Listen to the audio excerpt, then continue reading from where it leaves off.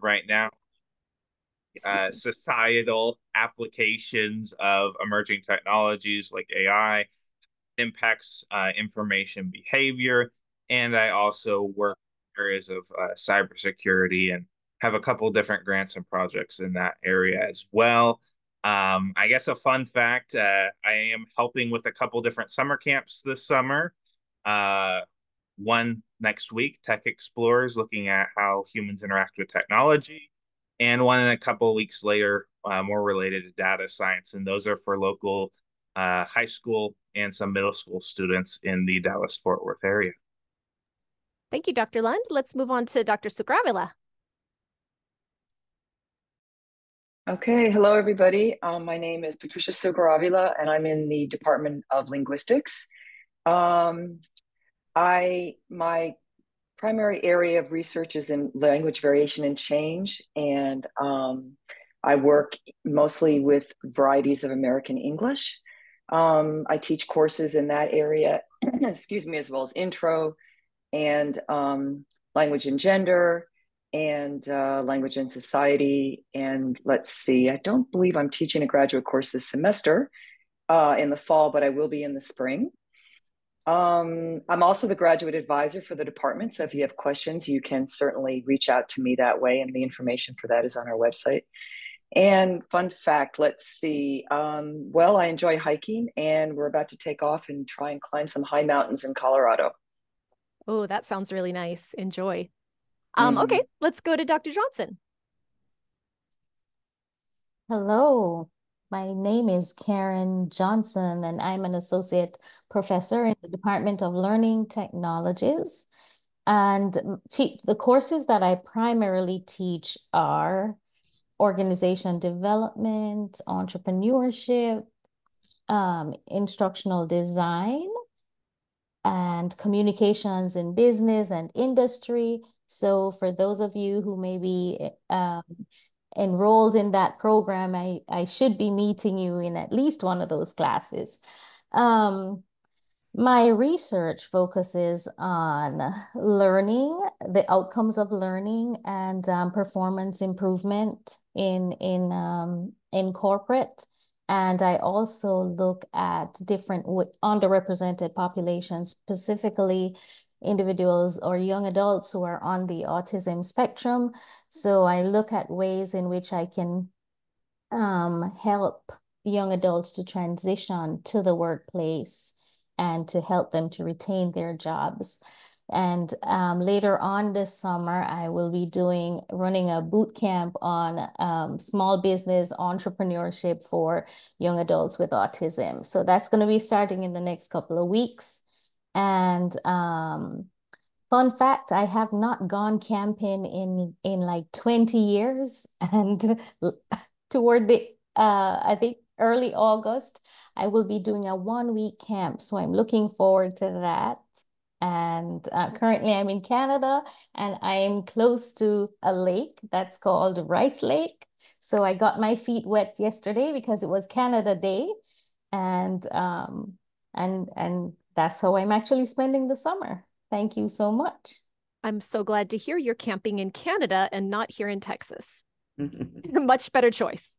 Yes, excellent. Thank you, Dr. Johnson. Let's go on with Dr. Kwan. Good morning. My name is Trisha Kwan, and I teach in the School Library Certification Program. I also coordinate practicum for school librarians and for general information science and Master of Library Science students. We have several different practicums, but I catch a lot of the people who are in some of the different areas, including youth librarianship, archives, some of the information science students. We can talk about practicum a little later, but I've been here for 6 years at UNT, and I am a multiple year lecturer, so I teach primarily. I've also worked with the Capstone Project a lot, and that's something that might come up for you, definitely. I spent a lot of time doing professional development with school librarians as well. A fun fact, I love to play golf. sometimes I get roped into things with my kids. Yesterday, I found myself in the afternoon at Hurricane Harbor. I didn't plan that, and it was hot. But these things happen sometimes.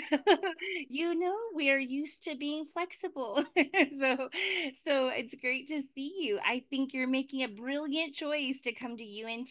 I've actually worked at a couple other universities in Texas, and I think UNT has the best program. So I'm happy to be here to talk about that. Thank you so much. And yeah, they say flexibility is the hallmark of a good teacher and a good parent. I think you have to be flexible for both. Okay, let's go on with Dr. Schultz-Jones. Thank you and good morning. I'm Barb Schultz-Jones and I teach in the school library program. I teach the dreaded cataloging course and have managed to turn everyone into happy campers by the time they have completed the course. So not to be afraid. A fun fact, I'm originally from Canada. So Karen, I'm delighted to hear that you are camping in Canada. And my husband and I are the proud owners of 2 very active corgis. So those little dogs really keep us busy. I'm also the associate chair of the department, so I'm always happy to hear from students and answer any questions or help you in any way I can. There we go. Thank you so much. And last but definitely not least is Dr. Cleveland. Would you like to introduce yourself? Thank you. Good morning. As Lisa has said, I'm Anna Cleveland, and I'm the director of the Health Informatics Program, among other things. I teach courses such as the disaster management class, community-based health information, the introduction to health informatics, and the health systems in healthcare. And so we have a new master's in health informatics and a master's of science in health informatics. And so we are developing all kinds of new courses. In terms of my research agenda, I have been working in disaster informatics, and it has been fascinating looking at the literature pre-COVID and after COVID. We're looking absolutely to see what have been the keywords being used, who are the researchers, what institutions, among other things. Also, we have been dealing with dental informatics and look at that literature and how is that literature is evolving and using AI in their applications. Last but not least, and the most exciting thing that we have been doing this year is dealing with health information seeking encounters of underrepresented populations. Specifically, we're looking at genomic information and looking at the relationship between health literacy and as well as language preferences of those individuals when they're seeking that information. In terms of fun things, well, I love to take walks in nature. In my life, I learn a lot from nature, and I try to apply actually my daily life. And also, I love music, and don't tell anyone. I even dance all by myself in the living room. I think it's a wonderful way to have fun, and it's a stress reliever and a wonderful exercise as well. Thank you.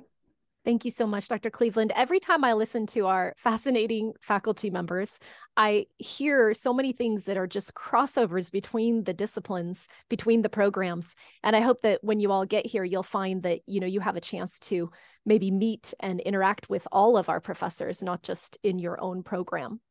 So let's get started. I did start recording just so that you know, because I think a couple students might want to open their cameras and unmute later in order to ask some questions. We did get 20 fascinating questions from our students. But before we do that, I just want to give a little reminder that the pre-arrival meetings are happening almost every week, almost weekly. Not next week because I'll be with Dr. Lund at that camp, so I will be busy with that.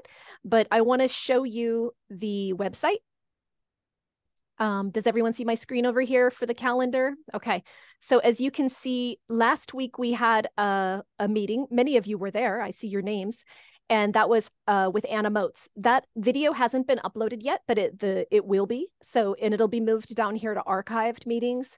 You can watch any of these archived YouTube videos to catch up with us if you were unable to attend any of those meetings. I really loved the alumni panel, Success After the Program. We had a great panel for that.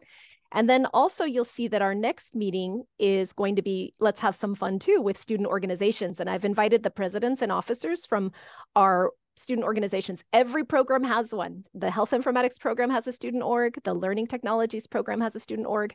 The linguistics program, information science, and also data science. So you can find a program that will fit for you.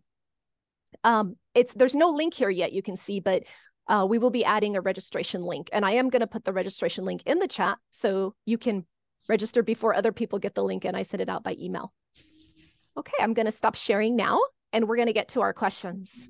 The first student who sent me some questions asked that I ask the questions on his behalf. So that's what I'm going to do. I think this first question is a great question. I never thought to ask this when I was a graduate student, but it's how can I maintain and improve my overall health and well-being during my transition to life as a graduate student? And I'm just going to start with Dr. Lund. Do you have any advice about that? Absolutely. There's a few things that I've been doing since I was a master's student myself that I still do today that I think could be helpful.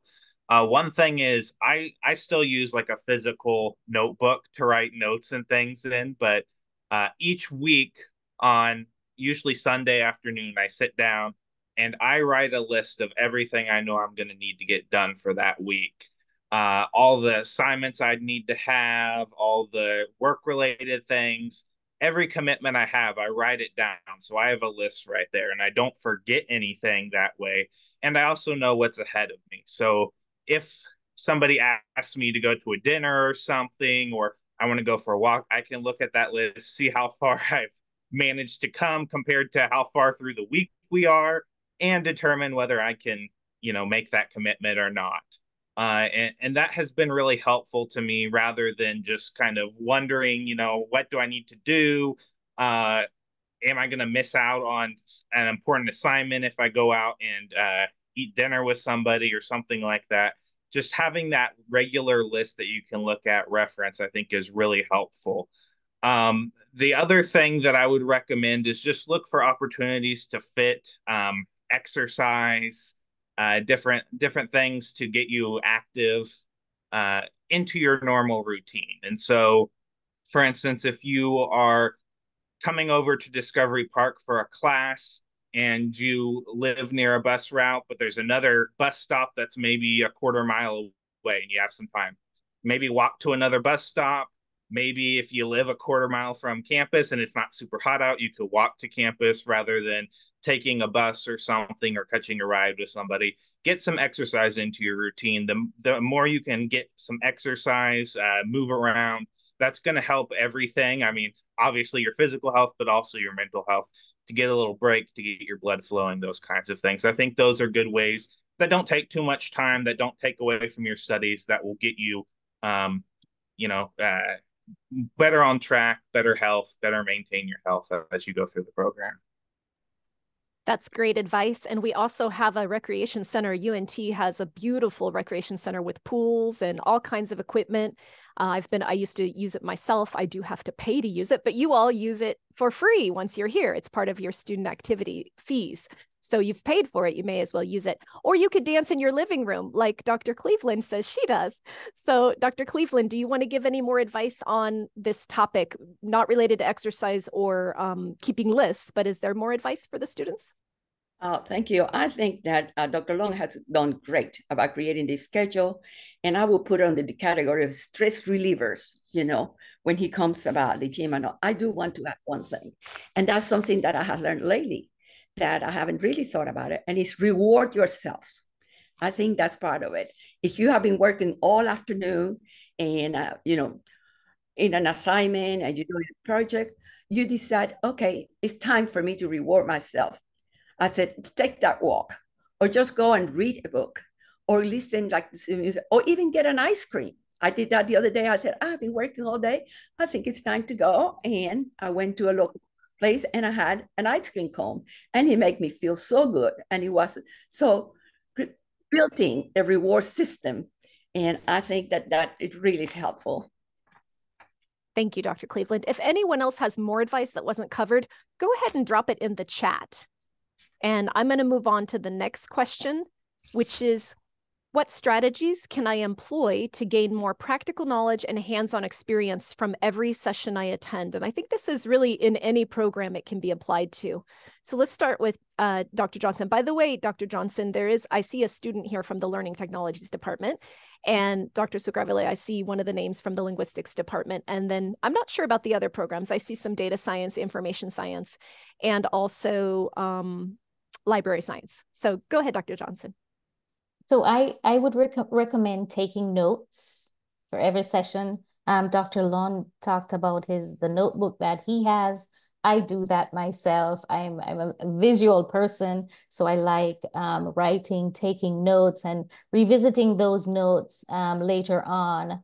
And I also believe in building network with your peers in classes or whatever sessions you attend. That will help if you have difficulties with assignments, or if you needed further clarification on a subject that was discussed. Even though you can talk to the facilitator or the instructor, it's also good to build relationship with your peers. Yes, that is also very good advice. And I read a study recently that said that when you take notes by hand, it's better than using your keyboard because you're just typing really fast and not processing the information. But when you do it with your hand, you have to actually think about it while you write it. So I'm still old school like that, like Dr. Lund and like you have recommended. I absolutely take lots of notes with my hand on a piece of paper, but I know the new generation might have different ways that they prefer. Thank you, Dr. Johnson. How about Dr. Schultz-Jones? Do you have more advice on this topic? I really agree with everything that's been said, and I think it's quite striking that we are all note takers, and that idea of a notebook, all great ways to stay organized. That's really important. And also the idea of developing relationships with your peers. That's one thing that I've noticed a lot among our students, is that they start to recognize each other from classes, and some of them form study groups. So that's another thought. That's a great idea. I know that when I was a member of the linguistics graduate program, we did make study groups and we sat and studied, especially for typology, because that was hard in my opinion. And we did study together, and that helped us remember. And some of us maybe had a better grasp of what they heard in class and could even just reteach a little. So excellent advice. Let's go on to the next question. What are the best ways to continuously update and expand my knowledge on a daily basis? We'll start with you, Dr. Sugraville.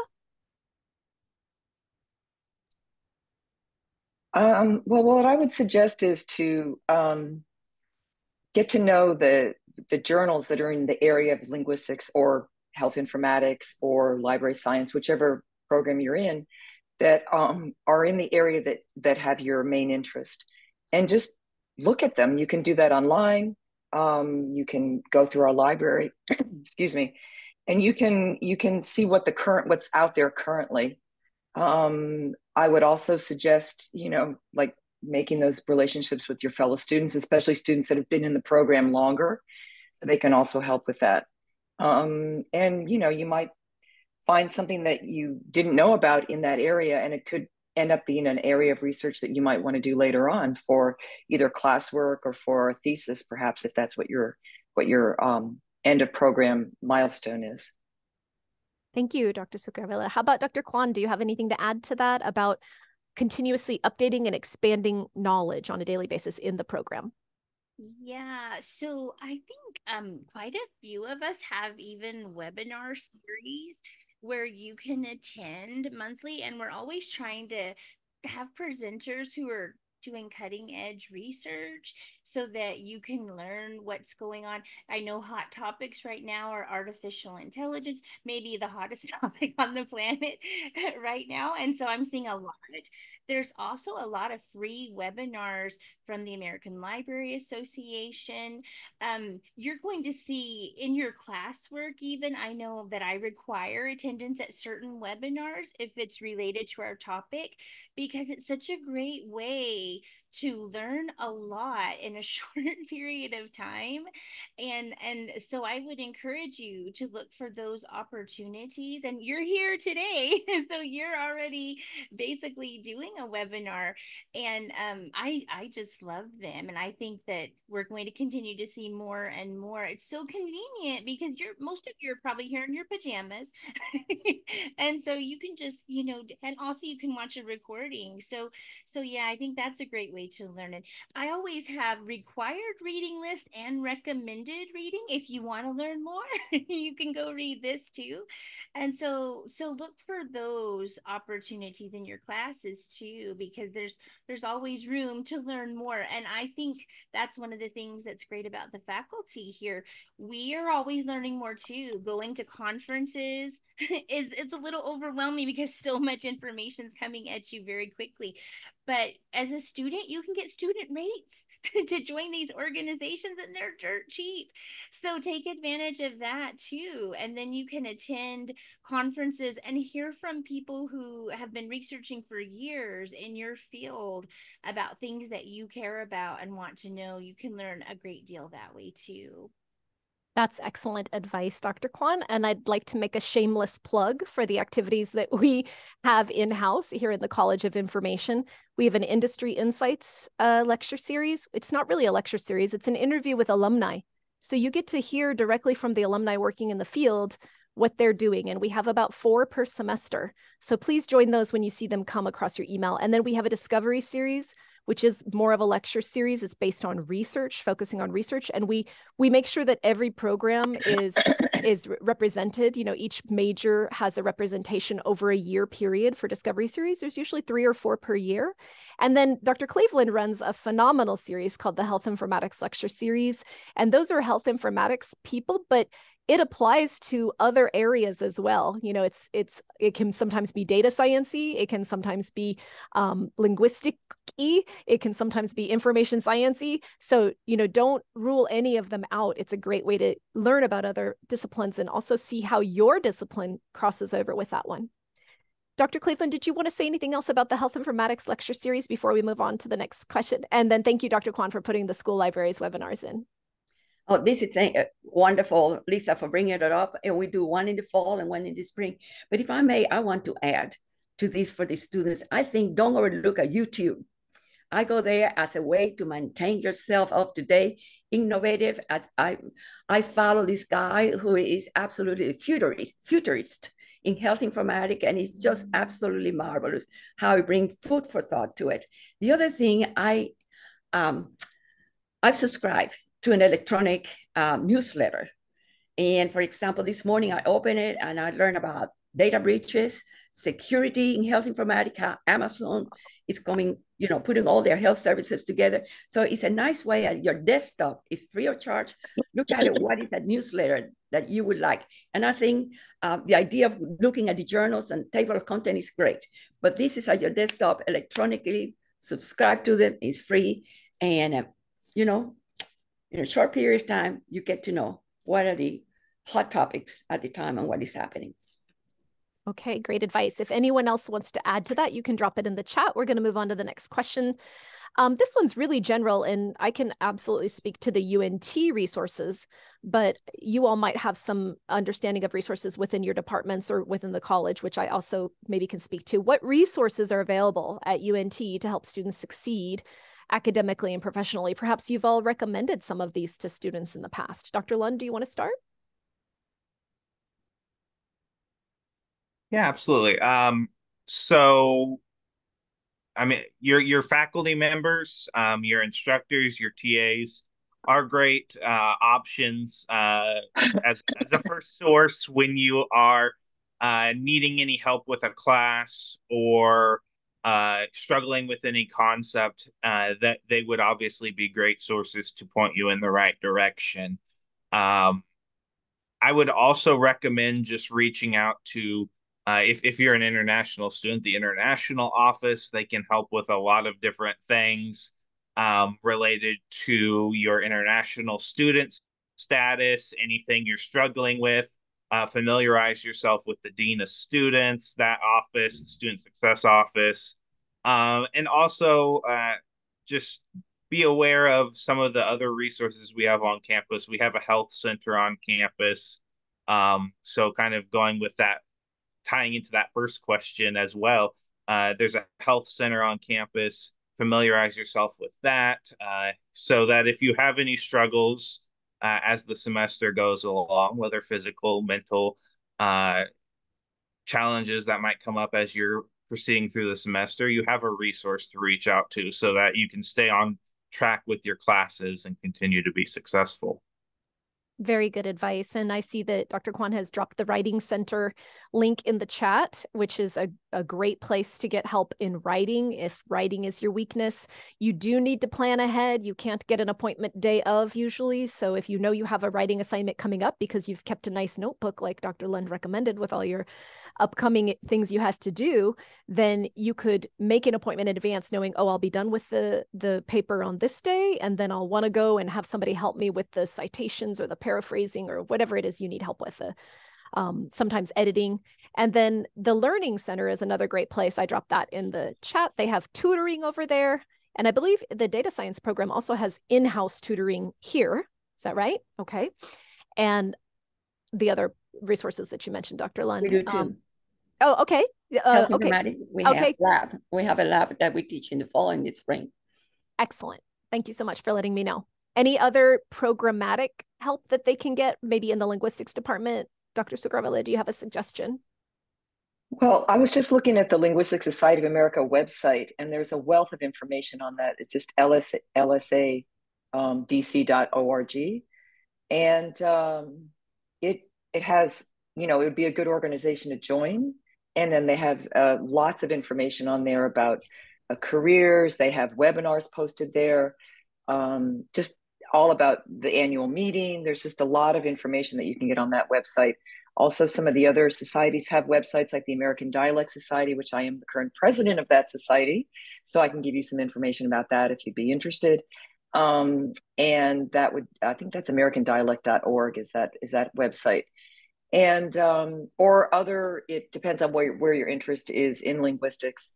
There are organizations in all of those areas. And I would also highly encourage you to get to know the faculty well and tap them for their information. Don't be afraid to come to their office for office hours, or to reach out through email, or to set up even if it's not even in-person office hours. We're there for you. Sometimes students feel a little intimidated to just come and chat about things, but that's what we're there for. So we highly encourage students to come and talk to us about their interests or issues in class, just anything that's on your mind. Okay, thank you so much. If anyone has more advice, just drop it in the chat. I did put the links in for the two places that Dr. Sugrawala recommended, the two links. And the next question really depends on the program that they're in, but I'm going to start with Dr. Schultz-Jones. What are some recommended electives or courses that complement my major?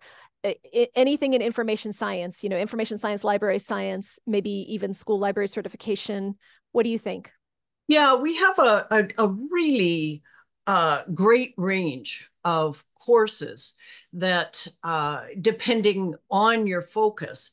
And something to think about is perhaps an area of weakness for yourself. So if you haven't been as comfortable with web development, for example, looking at one of the web development courses as an elective. If you're a school library student, something like again, web development, the technical area, if the technology is perhaps an area that you'd like to strengthen. We also have a lot of literature-based courses that are really good for electives, and the same goes for youth librarians, looking at some of those literature type courses. But one thing that I have really seen more of is the cross-discipline approach. And I was struck by a conversation that I had with Dr. Cleveland a while ago about how much she enjoyed the school library students who had taken or were taking one of the health librarianship courses. So, I think there's some great opportunities for looking across disciplines and even outside of our department, perhaps looking at linguistics, looking at learning technologies for areas of interest that will help strengthen your portfolio. Excellent advice. And Dr. Johnson, what about for learning technology students? Do you have any suggestions about electives that you think they should definitely get in there that would help them? Well, we do have different concentrations within the program, and I made a note of some of them here. There's the instructional design and technology, teaching and learning with technology, artificial intelligence in education and learning analytics. There's also the workforce learning and performance management area of concentration. So these are just different areas that you can branch out into if that's where your interests lie. And that would be just about it, just to add to what Dr. Schultz-Jones said, even though the program is different, but using the same techniques. Mm-hmm. Yes, and the technology is technology, right? So if you want to broaden your technology skills, take some in all the different either Compling or the web content class on your side. Do you have one at the graduate level? Yes. Yes, I figured so. And then also the information science classes that are more tech focused. Okay. Anyone else want to say anything that before I move on, or if you don't have anything pressing, we can drop it in the chat. Okay.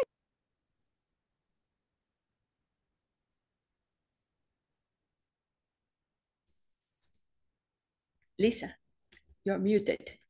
You are correct. I am. Thank you. I muted myself in order to get silence. All right. What are some common recommended? Hold on. Can you suggest any specific tools or software that are essential for students in this program to master? Let's start with Dr. Succar-Avila. How about in linguistics? It just depends on what you're doing. I would say for the work that, for much of the work that you'll need, it would just be obviously, a good grasp on word processing skills, especially in the courses that I teach. If students are able to represent graphically the information that they gather in their outside projects. And then you can also, it would be very helpful to familiarize yourself with basic statistical software. But we take care of that for you in our introductory course of research methods that all students are required to take most likely in their first semester, the research methods. And then we have a quantitative research methods that you can take in your second semester. If you're planning on pursuing the computational linguistics concentration in the department, then there are other things that you will need to master, but that's not my area, so I don't want to speak to anything. But those again are tools that you will be introduced to in the first courses that you take. But nothing really specialized that way, just depending on what you're doing, just being able to really manipulate online searches and feeling comfortable doing those kinds of things, but nothing specific to the field. That's a really good point about using online resources. The library, the UNT libraries, we didn't mention them in our resources, but the UNT libraries is an excellent place to get help. The librarians there are phenomenal. A lot of them are our own alumni, and they can help you with searches so that you put the right keywords in and you find the resources, the sources that are good for what you want. They're the right time range and they're the right topics. And I remember my first semester, the professor at that time sent us an email, said, find articles on the syntax of Punjabi. And I was like, well, what's Punjabi and what's syntax? And I went to the library and said that to the librarian, and thank goodness that librarian knew what to do to help me, because I would not have found anything to bring to class for that first day. So it doesn't normally happen that way. We had a snow closure, and then we had Martin Luther King Jr.'s birthday. So we lost 2 Mondays of a Monday only class. So that's why I had to do that in advance. Dr. Lund, do you want to speak to this for the Information Science Department? Oh, yeah, sure. Obviously, the library, as you just said, that was going to be my top recommended resource.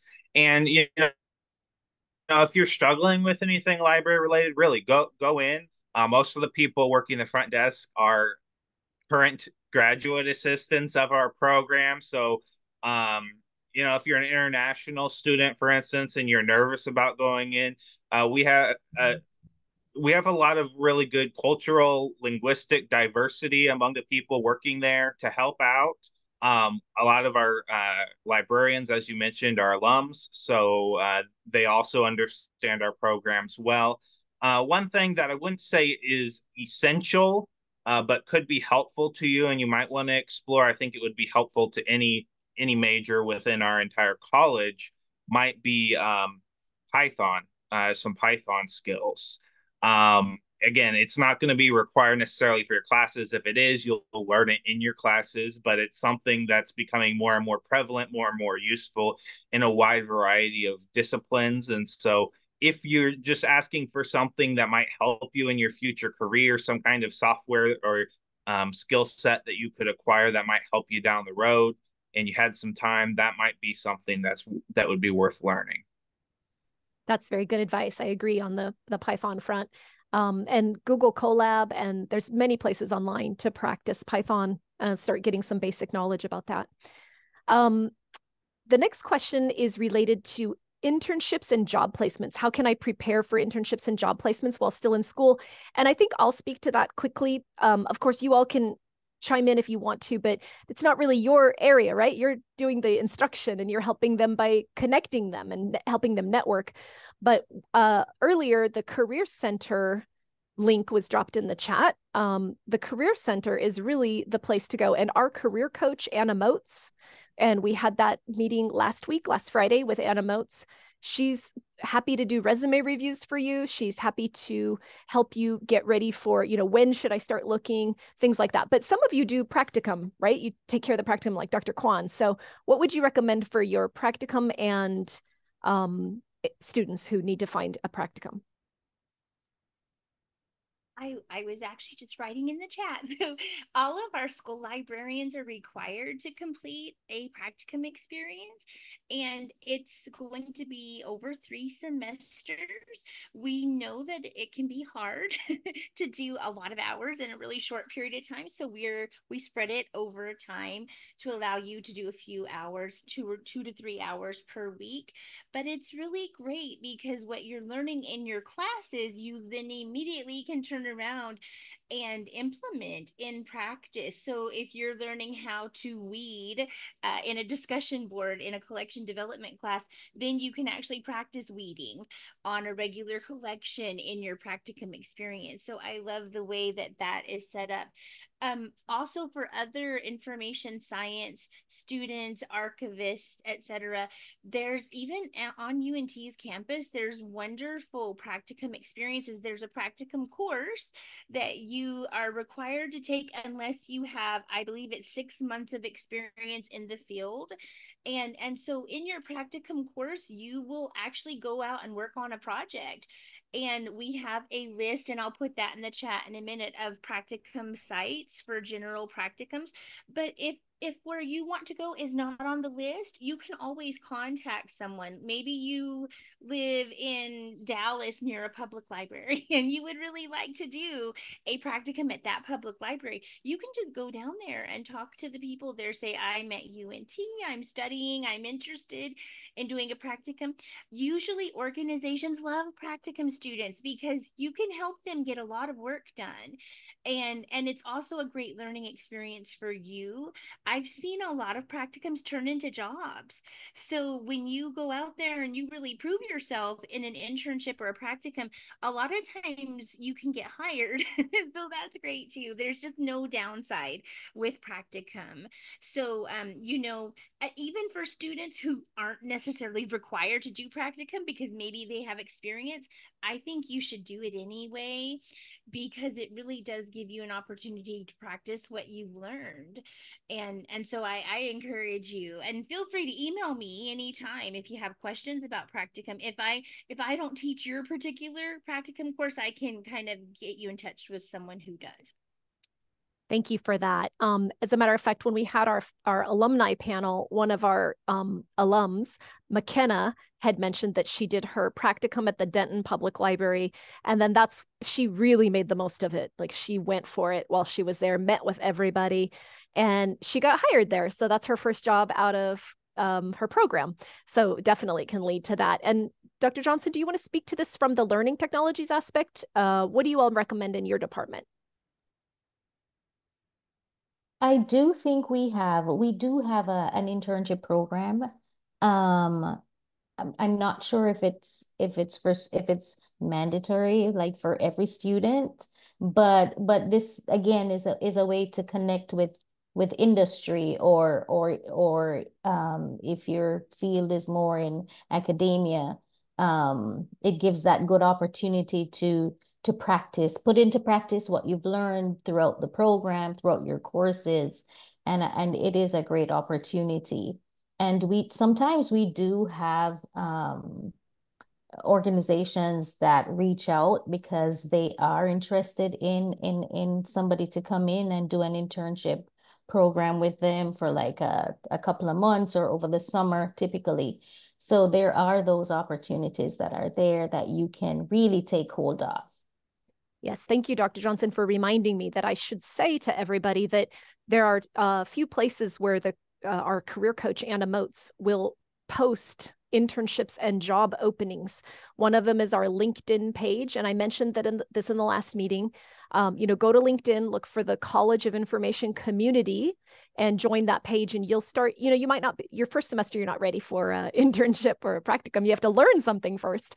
But when you're ready, you'll have been watching and seeing like who are the companies and who are the institutions and the organizations that are looking for people. And generally, this is what Anna Moats told us last Friday. In the fall before the summer is when you want to start looking, so if you're planning to do a practicum, not this next summer, but the summer after, you should be looking in the fall. Or maybe they also have spring and fall internships. Lots of people do. So you just have to be looking and use Handshake. Handshake is the tool that UNT uses, and look at our LinkedIn page. And then sometimes, I'll forward it to Dr. Kwan if we get a good practicum opportunity, and she'll forward it directly to you or post it in the Canvas class, or I'll forward it to the Learning Technologies department if we get one of these alumni asking us for people. And so just always be watching your email, the LinkedIn COI community page, and the Handshake. Okay, let's move on. Lisa, I think just a PS. I think you have done a wonderful listing, but don't overlook your faculty. Right now, I was contacted 2 days ago about 4 interns that they're looking at the National Library of Medicine in one of the local offices. So also put in your little loop. Also check your faculty and say, I'm looking for this. And I think that there might be opportunities available that way as well. That's really great advice. If you let your faculty members know, you've gotten to know them, you've been good in their classes, and then you told them, I'm looking for this kind of internship, they'll remember. And when something comes up, they'll reach out to you. We do try to share it with everybody. So Dr. Cleveland, don't forget to also, if you get internship openings, send them to Anna Moats, and she'll make sure that they get offered, to all students as well, just in case the particular student that you're thinking of is not available. Okay, let's move on. So I think we kind of already covered this question. What resources, books, online courses, workshops would you recommend for someone new to the field? I believe that we talked about all that in the last question. So we'll move on. Now, the person who asked this question, if you feel like you didn't get enough, go ahead and drop it in the chat. This is a question for information science people. What are the key differences and similarities between computer science and information science that I should be aware of? And I'm going to listen carefully too. Dr. Lund, do you want to start? So I actually think computer science and information science are quite distinct. If we were talking computer science and data science, there's a lot of overlap in what they study and what they do, and just the specific foci are a bit different. But with information science and computer science, there's quite big distinctions. Computer science, they're mostly focused on working directly with the technology on the back end, with different programming languages, with different design concepts, those kinds of things, but they're focused on the technology primarily. And I think with information science, we're really focused on how people interact with technology. So for instance, I can just give an example from my own research. Somebody who is examining AI that was in computer science or data science might be actually developing their own large language models, and deploying them, testing them. And while you might do a little bit of that in information science, I'm really most interested in how those large language models impact people, things like policies related to that, how it affects how people are going to be looking for information in the future. So I'm looking at how do people interact with technology, bringing that important aspect of people into the design, and not just focused on the technology, not just focused on mathematical concepts, those kinds of things.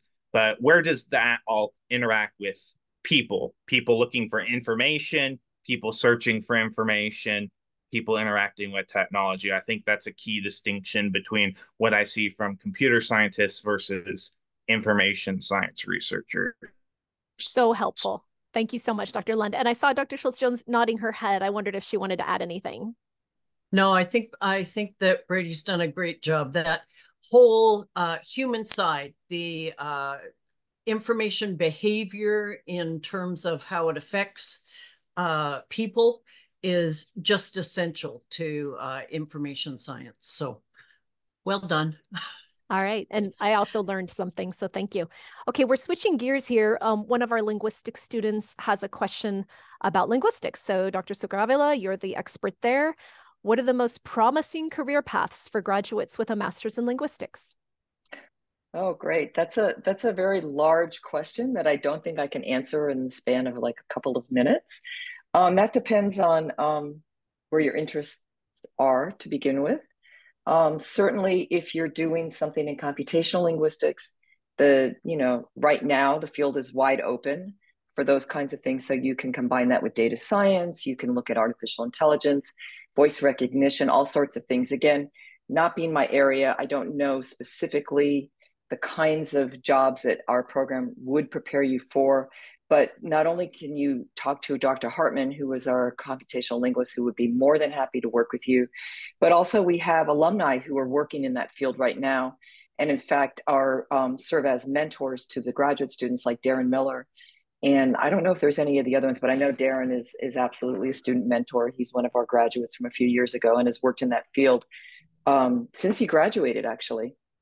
So Lisa can hook you up with something like that. Linguistics is one of those things where it's a study of language, and language is in every career. So you can fit in wherever you are. Lisa's a good example of that, where, for example, her focus was teaching English as a second language, where you worked in that for many years. And now you've switched your careers and you're working now for the College of Information, but yet your linguistics background, I'm sure, has come in handy in what you do.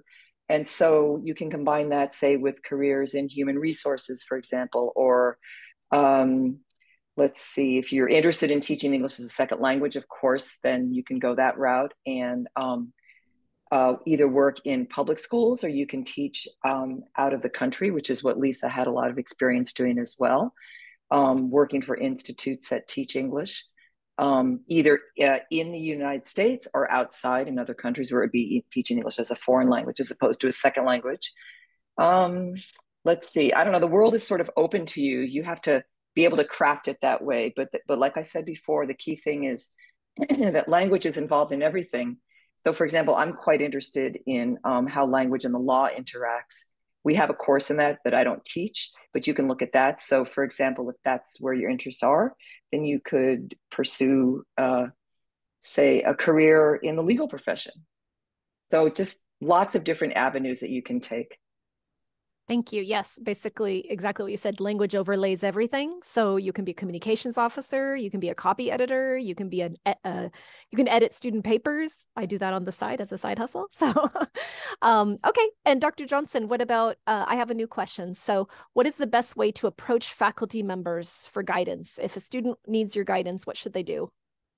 So for me, the best way is through my email. I'm usually pretty quick to responding to email, or for faculty in general, I would say check the course syllabus to see what the times are for appointments with students. You could also work with those timing to reach out to your instructor, or beyond email, we can also meet via Zoom or through Teams or in the office face-to-face. So there's so many different options, but I do think to get to your professor, the best way is through email. Mm-hmm. Okay. And we do have a question in the chat from, oh, I see that Dr. Linda's answering it. Very good. Yeshus, did you want to unmute? We have some questions from Yeshus now, and I thought I'd give him the opportunity. He asked for it to unmute and ask his questions. Would you like to do that? I have given you permission. Yeah, thank you, Lisa. Good morning, professors. I'm really excited to meet you all in virtual. I have a couple of questions, and I would be really grateful and thankful if you could answer them like in your power. The first question is, which I put down in my chart, is that how are the research opportunities in data science, and are the research laboratories well equipped in UNT for the ever-changing or evolving innovative things in data science? We'll go ahead and let Dr. Lund answer that in person. He did answer it in the chat as well. I can answer a little bit. So I found that most faculty are really happy to collaborate with ambitious students who are wanting to work on research, and not everybody has that ambition as a master's student, but if you do, you know, the best thing to do, I think, would be to go to our faculty pages. If you look like UNT Department of Information Science faculty, and then look at our we have all our CVs on there. You can see what we've published. You can see what we're working on, and see if there's people that you'd want to collaborate with or work with on a project, and just reach out to them and see if they'd be interested in working with you. As far as labs, I think it's really exciting. We've had some renovations recently at Discovery Park, and we're getting more lab space thanks to Dean Kinchuk. So we'll have more lab space. We'll have more space to collaborate and work on different activities. And so there should be more opportunities for you to work in different labs. We have more and more funding coming in, grants being proposed, those kinds of things. So I think it's a really exciting time if you're a student interested in working on research to come to the university and seek out some collaborations. Yes, very good. And not only that, but think about cross-discipline lab work too. There's a computational linguistics lab that you may want to work in there. I know that they're working on publishing things together. So if you want to get, have a chance to work with other people in your field and Dr. Hartman to publish, you can do that. Or if it's, you want to do some publishing that's not technical. Also, I think Dr. Sucre Avila and also Dr. Munshi, don't you sometimes work with students on research? Oh, yes, absolutely. But I wouldn't say that it's not technical, because the work that I do is quite technical. Yeah, I know. Yeah. I meant not computational. Yeah. Yeah, but right now I'm working on a project where we're looking at modeling different phenomenon that happen in certain varieties of English. So yeah, so it's there's lots of opportunities to work with the professors to we all have data, and we have way more data than we could possibly publish on in our lifetimes. And so there are always opportunities for students to use that in their own work. So yeah, absolutely. I would say to get in touch with us. Thank you. And Dr. Cleveland, do you want to say anything from the health informatics aspect about labs or working on projects with professors? Thank you very much. We are absolutely ecstatic. Dean Kenchik was able to secure, starting the fall, just now, we already start having this space for a health informatics lab. So we are coordinating with different faculty and the student association, the Health Informatics Student Association, to have a specific time for brainstorming and coming out and coming with projects. And so this is in addition to the projects that they are available for the students to work with different faculty. Right now, I have two different research projects that we have embedded, one for students and the other one we have 3 students.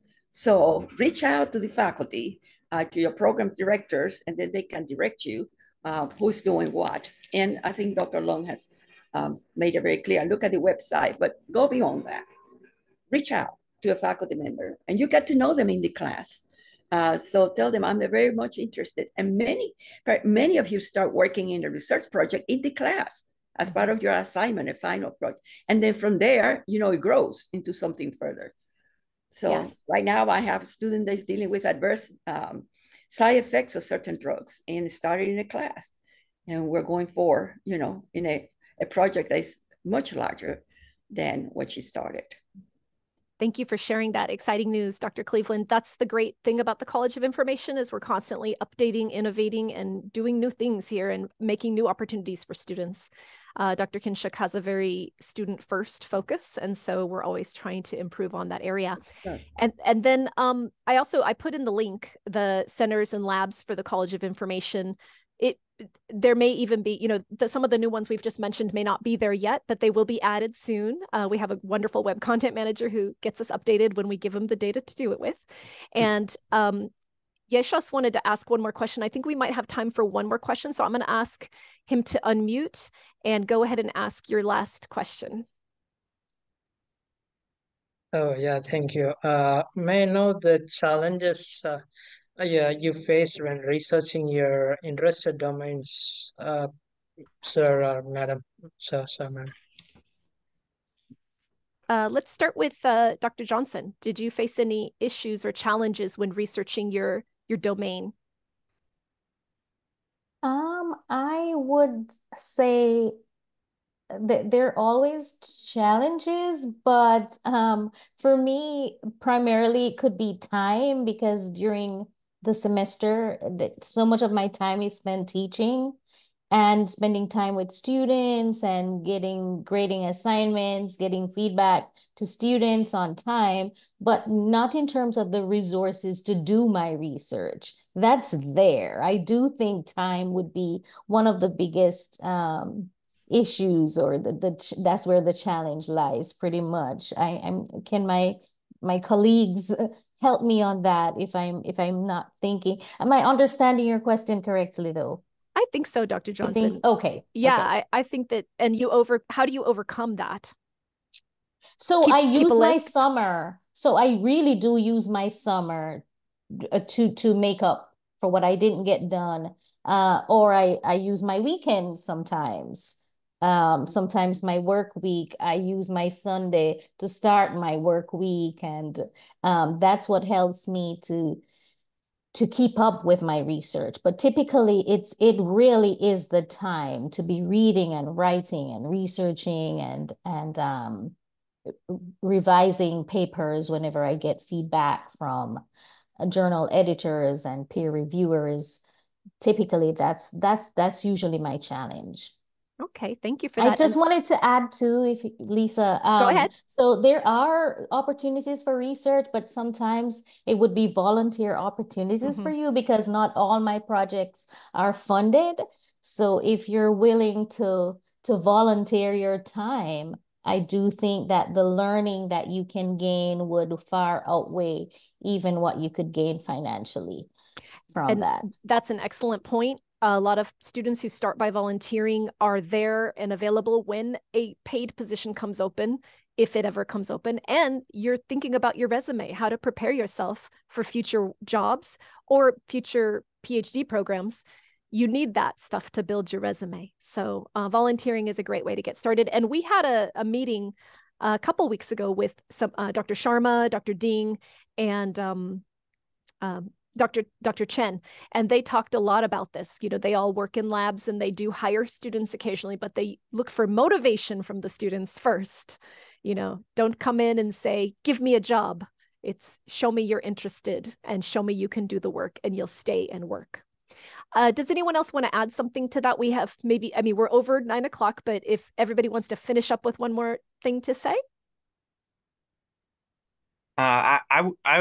This isn't related to what we were just discussing, but I did see a question on your list. What is the best way to approach faculty members for guidance? And I thought it might be important to say a thing or two about that. At least from my standpoint as an instructor, just do it. Just approach us, because I think there's a fair number of students who are really hesitant to do so.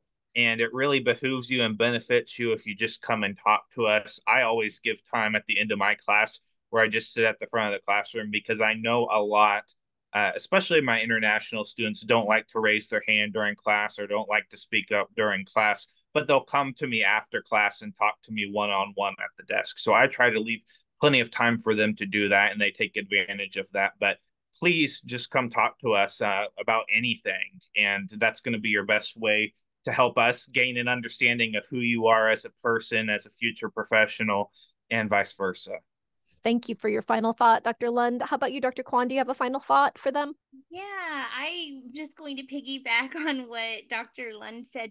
We are people too, and we have been exactly where you are, and we know what that's like. And you know, we know that life sometimes invades. You have this perfect plan and all your tidy notes that you've made, just like we all do, and then someone gets sick, or you know, God forbid, someone dies, or you know, life just happens to us all. So please don't think, you know, contact us. The last thing I want you doing if you're sitting with your sick baby at the hospital is an assignment for, you know, something that's due tomorrow. So if something like that happens, just let us know, because we get it. We are on your side. All of your professors are working together with you. Your success is our success.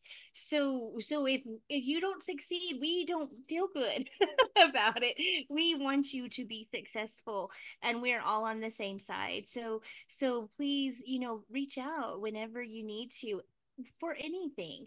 And that's why we're here. We're here to help. Thank you, Dr. Kwan. How about you, Dr. Sugawela? Do you have a final thought? Well, I think that it's been said. I mean, if we're sort of bouncing off on that same topic, I think also reaching out. We have a great student organization if we're talking about linguistics, and I know the other programs also have student orgs, and that's a good way to connect with students if you don't meet them in class.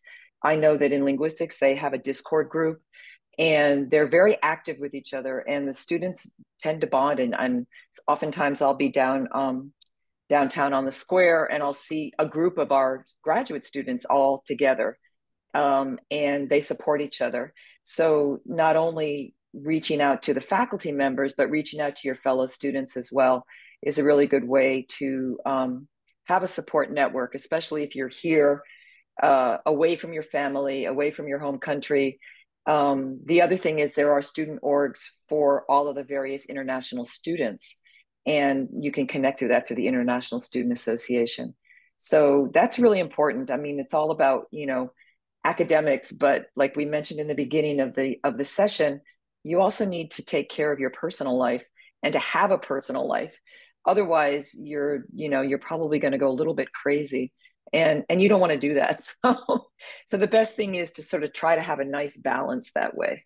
Mm-hmm. Thank you, Dr. Sugawela. Those were great pieces of advice as well. Dr. Cleveland, would you like to make a final thought? Thank you. I think the first thing, be proactive. Take chances, take risks. I think this is a golden opportunity that you have right now at this time in your life, is to acknowledge, you know, that you want new knowledge. Try to find out areas that you don't really have the expertise. What are the skills and competencies that you can come out of here with the toolkit so when you join the workforce? And my advice is to start looking at jobs. It's not too early. Look and see what is available for you. You might not have thought about it. Remember, it's all about discovery.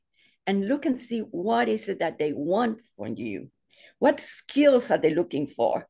Remember, it's not always technical skills, but as well as soft skills that they're looking for. So look at yourself and look at what you have to offer and how you can improve yourself. And finally, welcome. We're happy that you have selected UNT. We look forward to working with you. Thank you so much, Dr. Cleveland. And we'll go to the last but not least, Dr. Schultz-Jones, if you have a final word for our incoming fall graduate students, 2024. Yeah, thank you. And I really am just piggybacking on what everyone else has said, but this idea of volunteering, of being proactive, as Dr. Cleveland said, I think it's a key theme. So if you have opportunities to volunteer through class or even externally, building that additional skill set and seeking out those opportunities is really important. We are here to help. We do want you to be successful, and we're thrilled that you're joining our UNT family. So welcome. Thank you so much. We've reached past the 9 o'clock hour, and I want to thank our wonderful faculty. You all that came, you really did yourself a service. This was a great opportunity for you to meet them, and we hope to see you all in the fall. So everyone, if you want to give a round of applause to our faculty or give them a thumbs up or a heart, and thank them for their time. And I will leave it there. Thank you everyone for coming. Have a great rest of your day and a wonderful 4th of July weekend, and have fun camping, Karen. And hiking, Trisha. Thank you, Lisa. You're welcome. Bye-bye, everyone.